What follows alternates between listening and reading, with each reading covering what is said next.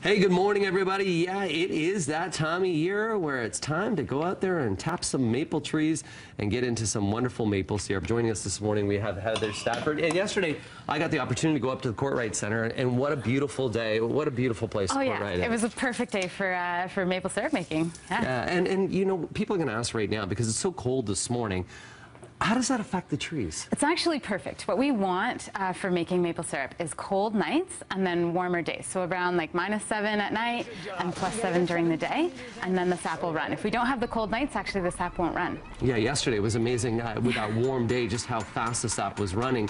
And it started early this year. Yeah, that's right. So some of the trees were actually running in January, February for our region, but you know, further south, January, trees were actually running already. Somebody at home right now maybe have a sugar maple on their lot and are thinking maybe to tap it.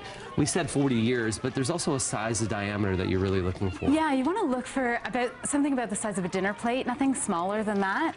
So about a dinner plate or larger, and then you can start tapping your tree. So a lot of front yard trees are actually big enough for that. It's simple. You know, you're just drilling in 7 centimeters, putting the tap in, putting the pail down, and then the real work begins. That's right. Yeah, so the real work begins. You need to collect a lot of sap. So it's a 40-to-1 ratio. So that means 40 of these buckets of sap will make the equivalent 1 bucket of syrup. Okay. So that's a lot of syrup. Right. But yeah, and right here I've got our Pioneer stuff. So we just had March break. Pioneer kids probably would have had most of the month of March off to help with making syrup.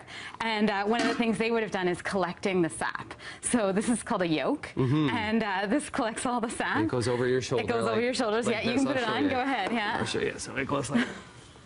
There you go, yeah. And now you've got to go to all your trees and collect all that sap, bring it to your parents who are at the fires, boiling it down in those huge kettles. And automations happen now. So if you see a maple sugar bush, that is, now you'll see a bunch of little tubes that are running through, and they collect, and it goes right down to the condenser. That's right, yeah. So the evaporator really speeds up the process. So for Pioneers, it would have taken about 24 hours to boil that sap down into a syrup. Now, with modern production methods, it takes 6 hours, 8 hours, depending on the quantity of sugar in the sap to begin with. Yesterday I was there, a bunch of kindergarten students that were there. It was 20,000 students you'll put through this month? Yeah, we get a lot of kids in public through our festival. There's lots going on, so we do school visits during the week and on weekends, and just past on March break, we have wagon rides, face painting, pancakes, of course, and you can learn all the different syrup making processes. And you'll see the Pioneer way and also the new way. Yeah, that's right. Maple syrup, good for the body, good for the soul. That's right, yeah. So it actually has a whole bunch of beneficial compounds in it. It's good for immune health, heart health. It has some potassium in it.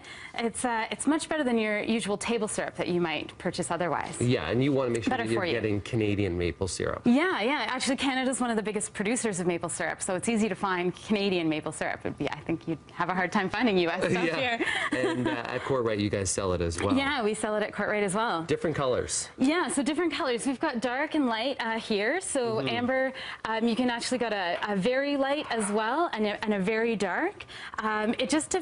It only affects the flavor. Right. So a light maple syrup has a lighter flavor, and dark has a stronger mapley flavor. Here you're taste testing between that table syrup and maple syrup. You can tell the difference of the table. Oh yeah, yeah. It's kind of gross when you taste them both together. Yeah, well you do. Yeah, totally gross. So once again, it runs till April the 2nd, right? That's right. Yeah, April 2nd at the Courtright Center. We've also got Bruce's Mill and some in Credit Valley as well. So we've got Island Lake and yeah, lots of places to go. And we'll have those links on our website, of course. Thank you very much for coming in this morning. Thank you. Thanks for yesterday. Honestly, it was such a gorgeous day to be out there. It was beautiful. It was beautiful. I'm going to update you on your weather. How beautiful will it be today? It'll be sunny. The trees will be running, but you need to bundle up. Those details coming up right after the break.